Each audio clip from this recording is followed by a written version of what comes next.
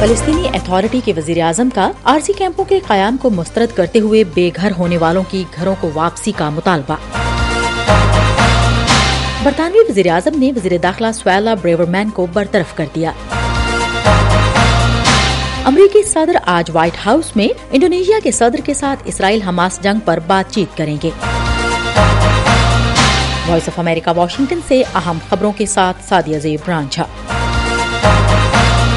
فلسطینی اتھارٹی کے وزیر اعظم محمد شاتیہ نے غزہ میں بے گھر فلسطینیوں کے لیے عارضی کیمپوں کے قیام کو مسترد کرتے ہوئے زبردستی بے گھر ہونے والے افراد کی گھروں کو واپسی کا مطالبہ کیا۔ رام اللہ میں کابینہ کے اجلاس کے دوران خطاب کرتے ہوئے وزیر اعظم نے کہا کہ فلسطین کی تاریخ میں عارضی نام کی کوئی چیز نہیں ہے، تجربے نے ہمیں سکھایا ہے کہ عارضی مستقل ہو جاتا ہے۔ انہوں نے اقوام متحدہ اور یورپی یونین سے مطالبہ کیا کہ غزہ کی پٹی خاص طور پر شمال میں ہوائی جہاز سے امداد گرائی جائے۔ غزہ کے لیے سمندری راہداری کے لیے قبرص کے منصوبے کے بارے میں وزیر اعظم نے کہا کہ ہم چاہتے ہیں کہ ہمارے لوگوں تک امداد پہنچے، لیکن ہم امداد کے نام پر اپنے شہریوں کو ملک بدری کے لیے بحری جہازوں پر منتقل کرنے کی تجویز کو قبول نہیں کرتے۔ غزہ میں حماس کے زیر کنٹرول وزارت صحت کے مطابق جنگ شروع ہونے کے بعد 11,000 سے زیادہ فلسطینی ہلاک ہو چکے ہیں، جن میں 2/3 خواتین اور نابالغ شامل ہیں، جبکہ تقریباً 2700 افراد کے لاپتہ ہونے کی اطلاع ہے۔ اسرائیل میں 7 اکتوبر کو حماس کے حملے میں کم از کم 1200 افراد ہلاک ہوئے تھے۔ دوسری جانب ایران کی وزارت خارجہ نے کہا ہے کہ ان کا ملک سیاسی اور روحانی طور پر فلسطینیوں کی حمایت جاری رکھے گا اور زور دیا کہ عسکریت پسند گروپوں کے پاس اسرائیل کا مقابلہ کرنے کے لیے کافی فوجی طاقت موجود ہے۔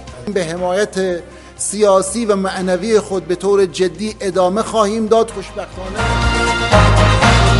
ہم وائس آف امریکہ واشنگٹن سے آپ سے مخاطب ہیں۔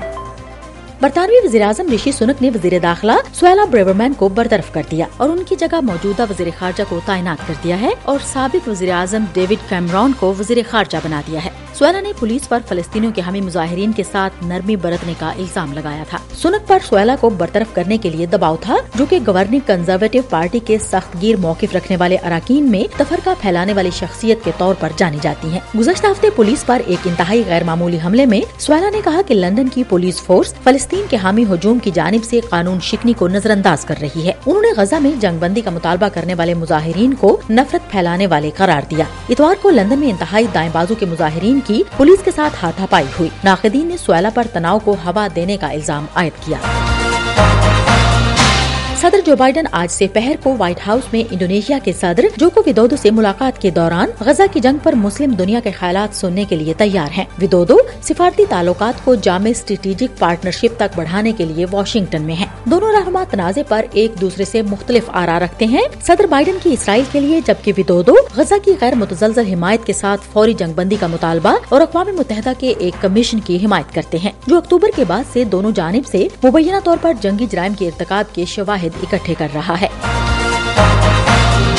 ہم وائس آف امریکہ واشنگٹن سے آپ سے مخاطب ہیں۔